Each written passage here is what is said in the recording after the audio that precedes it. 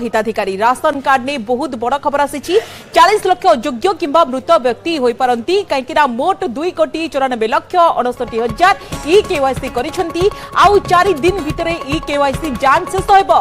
जोगाण मंत्री कहिसेंती ए बड़ सूचना दैछंती कहीं समय नाही आउ 4 दिन ने सरिबो ई केवाईसी जांच। जोगाण मंत्री कृष्ण पात्र कहिसेंती आहुरी 40 लाख रु अधिक करिनाती ई केवाईसी अपडेट एमानक भितर अछंती अनेक अयोग्य व्यक्ति अनेक मृत व्यक्ति मध्ये अछंती एवं बड़ मंत्री बारंबार गणमाध्यम कहते ये केवाईसी आप जदि अपडेट करूना तेज आपण को राशन सामग्री मिलबनी। एथिपाई सरकार देखा कि अनेक समय दौरान ये राशन कार्ड को नहीं बड़ खबर सामना को आसी मोट 2,94,59,60,000 ई केवाईसी करिसेंती राज्य बाहर 1,30,000 ई केवाईसी करिसेंती। कौन कहते मंत्री कृष्ण चंद्र पात्र आसंतु सुनिबा।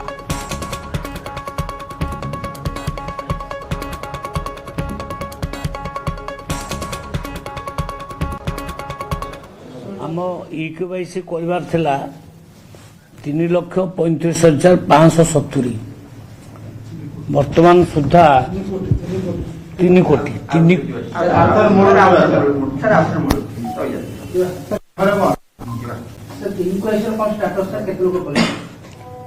ई केवाईसी स्टाटस होची टोटाल बेनिफिशियरी होची 3,35,570 किंतु ता भितर 2,94,59,886 कंप्लीट हो सारी केवाईसी।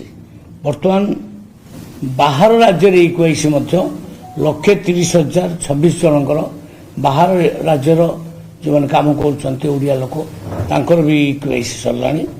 बर्तमान परसेंटेज ऑफ ई केवाईसी देखला बेलू 88% ई केवाईसी सरीगला। तो बर्तमान पेंडिंग अच्छी 40,40,684 जन किंतु बर्तमान समय रहा आउ मात्र 3 दिन बा 4 दिन तो तारी भितर भावुँ अन्य मैंने करने आदि पुणी किसी ता भीतर लोक मानकर आसे कंप्लेन जे आम करें बोली ता भीतर पुणी सरकार विचार कर देखिबो किंतु मु भावुची यारी भितर सरीजा उचित।